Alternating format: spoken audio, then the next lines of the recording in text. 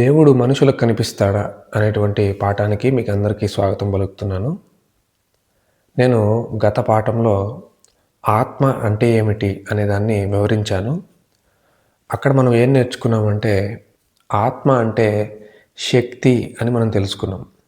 దాంతోపాటు శక్తి అనేక రూపాలలో ఉంటుంది అని కూడా మనం నేర్చుకున్నాం. విద్యుత్ శక్తి, పవన శక్తి, ఉష్ణశక్తి, కాంతి శక్తి, స్థితిశక్తి, గతిశక్తి, ఈ విధంగా శక్తికి అనేక రూపాలు ఉంటాయి. ఒక్క రూపం నుంచి మరొక రూపానికి శక్తి మారుతూ ఉంటుంది తప్ప శక్తి అనేది నాశనం కాదు అని మనం తెలుసుకున్నాం. ఆత్మ కూడా అదే లక్షణాన్ని కలిగి ఉంటుంది.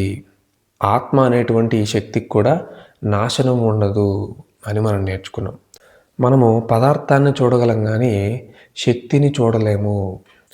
ఆత్మ కూడా శక్తి కాబట్టే ఆత్మని మనం ఎట్టి పరిస్థితుల్లో చూడలేము. అది మనం తెలుసుకోవాలి. అయితే దేవుణ్ణి మనుషులు చూడగలరా? దీనికి సంబంధించి బైబిల్ ఏం చెప్తుందంటే యోహాను సువార్త 4వ అధ్యాయము 24వ వచనంలో ఈ విధంగా ఉంది. దేవుడు ఆత్మ కనుక అని రాయబడింది.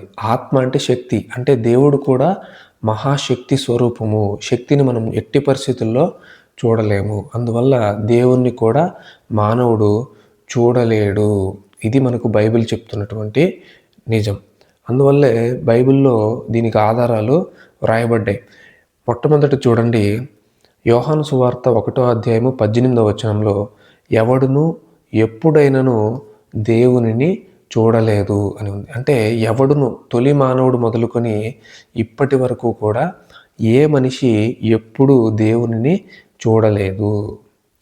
అదేవిధంగా మోషే అనేటువంటి ప్రవక్త దేవుణ్ణి నేను నిన్ను చూడాలి అని అడిగినప్పుడు ఆయన ఈ విధంగా చెప్పాడు. నిర్గమాకాండము 33వ అధ్యాయము 20వ వచనంలో దేవుడు మోషేతో ఏ నరుడును నన్ను చూచి బ్రతుకడనెను. అంటే నన్ను చూసి ఏ మనిషి బ్రతకలేడు అని దేవుడే స్వయంగా మోషేతో చెప్పడం జరిగింది.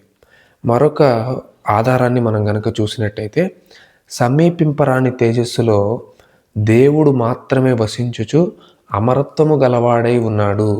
మనుషులలో ఎవడును ఆయనను చూడలేదు, ఎవడునూ చూడనేరడు. సమీపింపరాని తేజస్సులు అంటే చాలా పవర్ఫుల్ ఎక్స్ట్రీమ్ లైట్ అన్నమాట. ఉదాహరణకు సూర్యుని మనము నేరుగా మన కంటితో మనం చూడడానికి చాలా ఇబ్బంది పడతాం. ఎన్నో సూర్యుని కన్నా గొప్ప గొప్ప నక్షత్రాలు ఈ విశ్వంలో ఉన్నాయి. మరి సూర్యుడినే మనం చూడలేనప్పుడు సూర్యుని కంటే గొప్ప నక్షత్రాలను మనం చూడగలమా? నేక్డ్ ఐ, ఈ కన్నుతో, బాహ్యంగా మనం చూసేటువంటి ఈ కన్నుతో మనం చూడగలమా? చూడలేం. మరి ఈ గొప్ప నక్షత్రాలన్నింటినీ సృష్టించినటువంటి దేవుడు ఇంకా గొప్ప తేజస్సును కలిగిన వాడు. మరి అంత తేజస్సుని మనిషి అసలు తట్టుకోలేడు.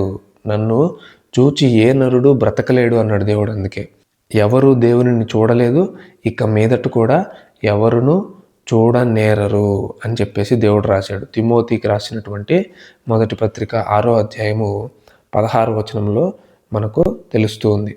కాబట్టి ప్రియులారా, దేవుణ్ణి మనుషులు చరిత్రలో ఎప్పుడూ చూడలేదు. భవిష్యత్తులో కూడా ఈ మానవ నేత్రంతో మనం శరీరంలో ఉన్నంతకాలం దేవుణ్ణి చూడడం అనేది అసాధ్యం.